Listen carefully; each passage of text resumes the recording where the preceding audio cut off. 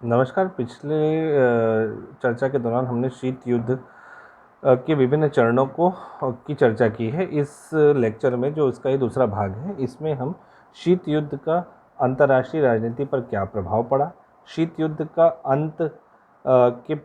अंत किस प्रकार हुआ, उसमें प्रमुख समझौते कौन कौन सी थी, वो कौन सी प्रमुख घटनाएं थी जिसने शीत युद्ध का अंत किया, और शीत युद्ध के अंत का परिणाम विश्व की राजनीति पर, अंतर्राष्ट्रीय राजनीति पर क्या प्रभाव पड़ा, उसकी चर्चा हम करेंगे। तो पहले शीत युद्ध का अंतर्राष्ट्रीय राजनीति पर क्या प्रभाव रहा। शीत युद्ध जो कि हम 1945 से लेकर द्वितीय विश्व युद्ध के बाद से लेकर 1990 के 91 तक के विभिन्न चरणों से अलग अलग रूपों में गुजरा। विभिन्न चरणों से गुजरते हुए हम उसको देख चुके हैं पिछले लेक्चर में। उसने अंतर्राष्ट्रीय राजनीति को बहुत व्यापक तौर पर प्रभावित किया। इसने अमेरिका तथा सोवियत संघ के मध्य तनाव पैदा करने के साथ साथ अन्य कई प्रकार के प्रभाव डाले हैं, जो इस प्रकार से है।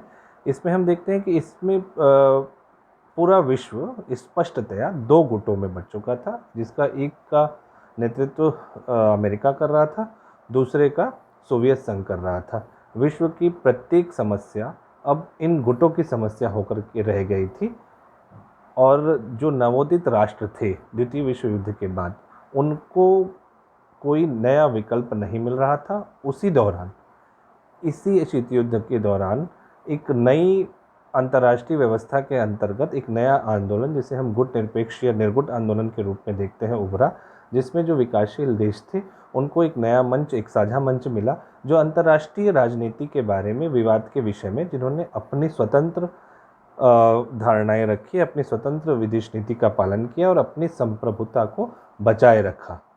इससे यूरोप का विभाजन भी हो गया, पूर्वी यूरोप और पश्चिमी यूरोप में। इसने विश्व में आतंक और भय में वृद्धि की। हमेशा लगा रहता था कि विश्व में एक नया तनाव उपस्थित है, कभी भी युद्ध हो सकता है। तीसरे विश्व युद्ध के बादल हमेशा छाए रहते थे। ये जो मानसिक युद्ध था, शीत युद्ध था, वो कभी भी गर्म युद्ध में बदल सकता था, ऐसा लग रहा था। इसने आणविक युद्ध की संभावना में वृद्धि की। दोनों जो परस्पर विरोधी देश थे, उन्होंने परमाणु बम को बना लिया था, और ऐसा लग रहा था कि अब कहीं अगला युद्ध कोई परमाणु युद्ध न हो, और दोनों देशों के बीच लगातार शस्त्रों की होड़ बढ़ रही थी। इसने नाटो, सीटो, सेंटो तथा वार्सा पैक्ट जैसे सैनिक संगठनों को जन्म दिया, जिससे निशस्त्रीकरण के प्रयासों को गहरा धक्का लगा, और इससे निरंतर तनाव की स्थिति बनी रही। शीत युद्ध के द्वारा संयुक्त राष्ट्र संघ की भूमिका पर भी प्रश्न चिन्ह उठने लगा। अब अंतर्राष्ट्रीय समस्याओं पर संयुक्त राष्ट्र दोनों महाशक्तियों पर निर्भर रहने लगा। दोनों महाशक्ति ही इस पर निर्णय लेते थे। संयुक्त राष्ट्र संघ की समस्याओं के समाधान का मंच न होकर अंतर्राष्ट्रीय संघर्षों का यह अखाड़ा बन गया, जिससे दोनों महाशक्ति अपने अपने दांव चलने लगी। इसने शस्त्रीकरण को बढ़ावा दिया और विश्व शांति के लिए भयंकर खतरा उत्पन्न किया। दोनों महाशक्तियां अपनी अपनी सैनिक शक्ति में वृद्धि करने के लिए लगी रही, तथा इसमें बहुत आर्थिक विकास न हो सका, क्योंकि इन्होंने बहुत सारा पैसा सैन्य शक्ति को बढ़ाने में और नए नए हथियारों को बनाने में लगाया। इसने सुरक्षा परिषद को पंगु बना दिया। जिस सुरक्षा परिषद के ऊपर विश्व शांति का भार था, वह अब दो महाशक्तियों के संघर्ष का अखाड़ा बन चुकी थी। परस्पर विरोधी व्यवहार के कारण अब दोनों महाशक्तियों ने अपने अपने वीटो शक्ति का प्रयोग किया, क्योंकि एक शक्ति क्या करती थी इसमें कि अगर यूएसएसआर द्वारा लाए गए किसी भी प्रस्ताव पर वीटो का प्रयोग करती थी। वीटो जिसे निषेधाधिकार कहा जाता है। ये निषेधाधिकार उन 5 प्रमुख शक्तियों को, जो यूनाइटेड नेशन सिक्योरिटी काउंसिल के सदस्य हैं, उन्हीं को प्राप्त है। तो चूंकि ये दोनों परस्पर विरोधी शक्तियां थी, तो ये बार बार अपनी वीटो शक्ति का प्रयोग एक दूसरे के प्रस्तावों को ख़त्म करने के लिए करती थी, क्योंकि सुरक्षा परिषद में प्रस्ताव तभी पास हो सकता है जब ये सहमति से सभी को सर्वमान्य हो। इससे जन कल्याण की योजनाओं को शीत युद्ध से जन कल्याण की योजनाओं को गहरा आघात पहुंचा। दोनों महाशक्तियां शक्ति की राजनीति में लगी रहीं और तीसरी दुनिया के देशों में व्याप्त समस्याओं के प्रति उपेक्षापूर्ण रवैया अपनाती रही। इससे शक्ति संतुलन के स्थान पर आतंक के संतुलन का जन्म हुआ, क्योंकि दोनों देश एक दूसरे से शक्ति संतुलन स्थापित करने के बजाय शस्त्रास्त्रों की होड़ में लगे रहे, और ये हमेशा आतंक बना रहा कि कहीं एक देश दूसरे देश पर हमला न कर दे। इससे विश्व में नव उपनिवेशवाद का जन्म हुआ। क्योंकि किसी भी दोनों जो गुट बने थे, किसी भी एक गुट में आना अपने आप में एक नव उपनिवेशवाद को चिन्हित करता है। क्योंकि उपनिवेशवाद द्वितीय विश्व युद्ध के पहले तक हमने बहुत से विकासशील देशों को, जो अविकसित देश थे, उनको हमने देखा कि जो स्वतंत्र नहीं थे वो कॉलोनीज के रूप में थे, उपनिवेश के रूप में थे। लेकिन द्वितीय विश्व युद्ध के बाद ये शीत युद्ध के समय ये नव उपनिवेशवाद का जन्म हुआ, क्योंकि वो वैचारिक रूप से उन दोनों विचारधाराओं में से किसी एक विचारधारा के विकल्प के रूप में एक विचारधारा के साथ जुड़े रहे, एक गुट के साथ मिले रहे। इससे नव उपनिवेशवाद एक नई परिभाषा के रूप में एक उपनिवेशवाद को हम देखते हैं नव उपनिवेशवाद के रूप में। विश्व राजनीति में परोक्ष युद्धों की भरमार हो गई। बहुत से देश आपस में वैचारिक मतभेद के कारण लड़ने लगे और दोनों एक दूसरे गुटों का परस्पर सहारा लेने लगे। इससे राष्ट्रीय स्वतंत्रता आंदोलन का विकास हुआ। बहुत से देशों में स्वतंत्रता के लिए प्रयास किए जाने लगे। अंतर्राष्ट्रीय राजनीति में प्रचार तथा कूटनीति के महत्व को समझा जाने लगा। अंतर्राष्ट्रीय राजनीति में हम प्रचार और कूटनीति के महत्व को इसमें देखते हैं, क्योंकि इन दोनों देशों ने अंतर्राष्ट्रीय राजनीति में अपने को बनाए रखने के लिए प्रचार तथा कूटनीति का सहारा लिया। इस तरह कहा जा सकता है कि शीत युद्ध ने अंतर्राष्ट्रीय संबंधों पर व्यापक प्रभाव डाले। इसने समस्त विश्व को दो गुटों में विभाजित करके विश्व में संघर्ष की प्रवृत्ति को बढ़ा दिया। इसने शक्ति संतुलन के स्थान पर आतंक का संतुलन कायम किया, लेकिन नकारात्मक प्रभाव के साथ साथ कुछ सकारात्मक प्रभाव भी पड़े। इससे तकनीकी और प्रविधिकी का विकास का मार्ग प्रशस्त हुआ। इससे यथार्थवादी राजनीति का आविर्भाव हुआ। विश्व राजनीति में नए राज्यों की भूमिका भी महत्वपूर्ण जाने लेने लगी। अब हम देखेंगे कि शीत युद्ध का अंत के कौन कौन से प्रमुख समझौते हुए, शीत युद्ध का अंत कैसे हुआ। 1985 से 91 तक की कालावधि को शीत युद्ध के अंत की दृष्टि से सोवियत संघ अमेरिकी संबंधों के रूप में ऐतिहासिक सीमांकन माना जाता है। इस दौरान गोर्बाचोव और रीगन की शिखर बैठक 1985 में हुई, जिसने शीत युद्ध के अंत का आधार तैयार किया। ये पहली शिखर वार्ता औपचारिक शुरुआत थी शीत युद्ध के अंत की। फिर जनेवा वार्ता नवंबर 1985 में हुई, जिसमें फिर रीगन और गोर्बाचोव के बीच ये वार्ता हुई थी, जिसके दौरान परमाणु युद्ध कभी न लड़ा जाना चाहिए, इस पर दोनों पक्षों ने सहमति जाहिर की। हथियारों की होड़ पर काबू पाने के लिए दोनों पक्षों की ओर से तेज और प्रयास किए गए और परमाणु हथियारों को 50% कमी करने पर सहमति बनी। दोनों पक्ष 1968 की परमाणु अप्रसार संधि की पुनः पुष्टि करने के लिए तैयार हो गए। रासायनिक हथियारों पर पूर्णतः प्रतिबंध लगा दिया गया।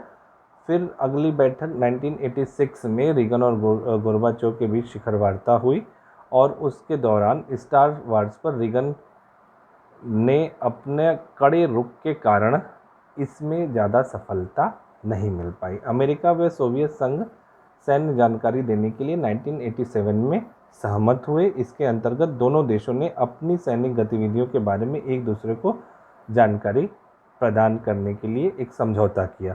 सोवियत संघ अमेरिका शिखर वार्ता तथा INF संधि पर हस्ताक्षर। दिसंबर 1987 में intermediate range nuclear forces treaty यानी कि मध्यम दूरी परमाणु शक्ति संधि पर हस्ताक्षर हुए, जिसके द्वारा दोनों महाशक्तियों की युद्ध को रोकने में सहायता मिली। यह निशस्त्रीकरण के संबंध में उस दौरान किया गया एक बड़ा फैसला था या बड़ा समझौता था, जिसके द्वारा परमाणु निशस्त्रीकरण की ओर पहला प्रयास इसको कहा जा सकता है। इसने निशस्त्रीकरण के मार्ग को प्रशस्त किया। उसके बाद पश्चिमी जर्मनी के चांसलर की मॉस्को यात्रा हुई। फिर संयुक्त राष्ट्र महासभा में गोर्बाचोव ने दिसंबर 1988 में घोषणा की कि संयुक्त राष्ट्र जैसी विश्व संस्था के मंच से गोर्बाचोव ने यह कहा कि पूर्वी यूरोप के देशों से सैनिक हटा लेने के लिए सोवियत संघ तैयार हो गया है और परंपरागत हथियारों में सोवियत संघ आने वाले समय में बहुत सी कटौती करेगा। यह घोषणा सोवियत संघ की नीति में आ रहे जबरदस्त परिवर्तन का संकेत था।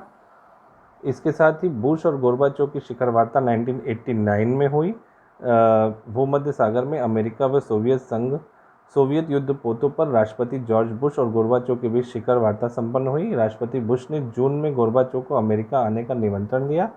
बुश ने इस सुझाव को मान लिया। उसके बाद बर्लिन की दीवार का ध्वस्त होना शीत युद्ध के अंत में एक सकारात्मक कदम रहा। यूरोप में बर्लिन की दीवार शीत युद्ध का प्रतीक थी। 9 नवंबर 1989 को बर्लिन को दो भागों में बांटने वाली दीवार ध्वस्त कर दी गई। पूर्वी जर्मनी से लोग बिना किसी रोक टोक के पश्चिमी जर्मनी में आने जाने लगे। इस घटना का सोवियत संघ की ओर से कोई प्रतिरोध नहीं किया गया। जर्मनी का एकीकरण 1 जुलाई 1990 को दोनों जर्मनी का आर्थिक एकीकरण हो गया तथा 3 अक्टूबर 1990 को जर्मनी का एकीकरण हुआ, जिसके साथ ही यूरोप में से शीत युद्ध की गंदगी साफ हो गई। नाटो द्वारा शीत युद्ध समाप्ति की घोषणा 5-6 जुलाई 1990 को लंदन में 2 दिवसीय नाटो के शिखर सम्मेलन में राष्ट्रपति बुश के द्वारा की गई तथा कहा गया कि नाटो व वार्सा पैक्ट देशों के बीच शीत युद्ध अब समाप्त हो चुका है। सोवियत संघ की आशंकाओं को दूर करने के लिए नाटो घोषणा में कहा गया कि जर्मनी से सैनिकों की तादाद कम कर दी जाएगी। जैसे जैसे सोवियत संघ पूर्वी यूरोप से अपनी सेनाएं हटाएगा, नाटो भी पश्चिमी जर्मनी से परमाणु प्रक्षेपास्त्र हटा लेगा। हेलेंस्की में गोर्बाचोव और बुश की वार्ता 1990 में हुई, जिसमें दोनों नेताओं ने इराक द्वारा कुवैत पर आक्रमण की कड़ी निंदा की और कहा कि वे सुरक्षा परिषद के प्रस्ताव का पूर्णतः समर्थन करते हैं। दोनों शासनाध्यक्षों ने विश्व समुदाय में संयुक्त राष्ट्र प्रतिबंधों को कारगर बनाने में सहयोग करने की अपील की। जर्मनी व सोवियत संघ के बीच मैत्री संधि। जर्मनी व सोवियत संघ के बीच 9 नवंबर 1990 में बॉन में एक ऐतिहासिक अनाक्रमण व मैत्री संधि पर हस्ताक्षर हुए। सोवियत संघ की ओर से इस संधि पर राष्ट्रपति गोर्बाचोव व जर्मनी की ओर से चांसलर हेलमुट कोल ने हस्ताक्षर किए। संधि में कहा गया कि दोनों देश आपसी मैत्री को बढ़ावा देंगे और आपस में उत्पन्न किसी भी विवाद को केवल शांति से हल करेंगे। वार्सा व नाटो में ऐतिहासिक संधि पर हस्ताक्षर 19 नवंबर 1990 को पेरिस में नाटो व वार्सा संधि देशों के उप शासन अध्यक्षों ने एक ऐतिहासिक समझौते पर हस्ताक्षर किए। इस संधि के द्वारा यूरोप में शीत युद्ध को समाप्त कर दिया गया। वार्सा पैक्ट की समाप्ति। शीत युद्ध के दिनों में नाटो के प्रत्युत्तर में सोवियत संघ के नेतृत्व में 9 मई 1955 को वार्सा पैक्ट का निर्माण किया गया था। इस संगठन के जरिए सोवियत संघ ने पूर्वी यूरोपीय देशों को अपने प्रभाव में लिया था। 1 जुलाई 1991 को यह वार्सा पैक्ट समाप्त कर दिया गया। मास्को शिखर सम्मेलन तथा स्टार्ट संधि पर हस्ताक्षर 1991 में हुए, जिससे निशस्त्रीकरण की प्रक्रिया को बल मिला। युद्ध निषेध के बारे में कोरियाई समझौते पर एक बार पुनः दोनों देश सहमत हुए।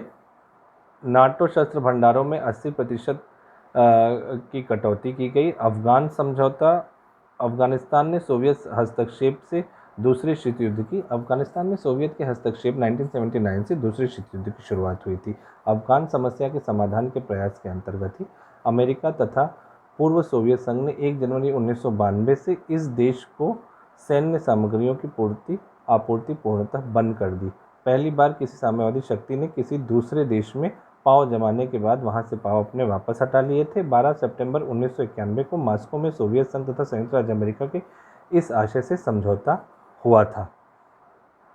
ये सभी कारण शीत युद्ध के अंत के कारण थे, लेकिन शीत युद्ध को समाप्त करने का जो महत्वपूर्ण कोई व्यक्ति था वो थे सोवियत संघ के पूर्व राष्ट्रपति, तत्कालीन राष्ट्रपति गोर्बाचोव, जिन्होंने ग्लासास्नोस्त और पेरेस्ट्रोइका की पॉलिसी को अपनाया। वो चूँकि उनका व्यक्तित्व ऐसा था जिन्होंने अंतर्राष्ट्रीय राजनीति में एक शांतिवादी प्रक्रिया की शुरुआत की। ग्लासास्नोस्त, जिसको हम कहेंगे खुलेपन की नीति, और पेरेस्ट्रोइका पुनर्गठन की योजना को उन्होंने राष्ट्रीय और अंतर्राष्ट्रीय क्षेत्रों में इस नई व्यवस्था का सूत्रपात किया था। सोवियत संघ ने गोर्बाचेव के नेतृत्व में जिस उदार, सौम्य और समझौतावादी कूटनीति का आश्रय लिया, उसने विश्व राजनीति में आमूलचूल परिवर्तन ला दिया।